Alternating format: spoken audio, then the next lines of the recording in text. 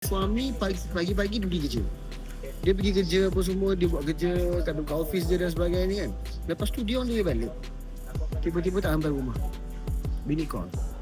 Tak angkat. Apa semua kan. Lepas tu call lagi tak angkat apa semua sebab tak sampai rumah ni.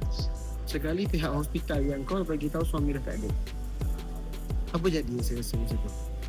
Hati rasa luluh. Isteri tak kerja, anak ada 5 kat rumah. Nak sara anak macam mana?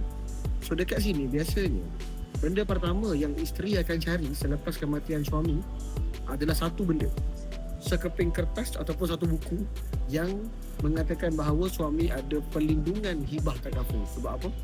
Kalau dia jumpa benda tu, at least dapatlah coverage 500 ribu, tenang sikit hidup anak dengan isteri.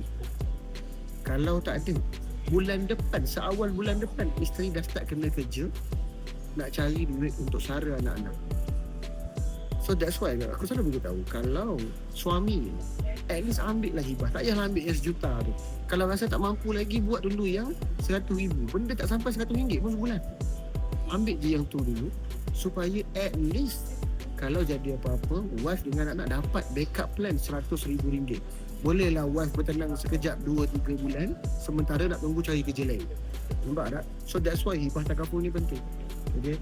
Saya ada buat satu grup percuma tentang hibah, wasiat, pusaka dan juga faraid. Kalau anda belum join lagi, klik link dekat bio. Sertai sekarang, okey? Assalamualaikum.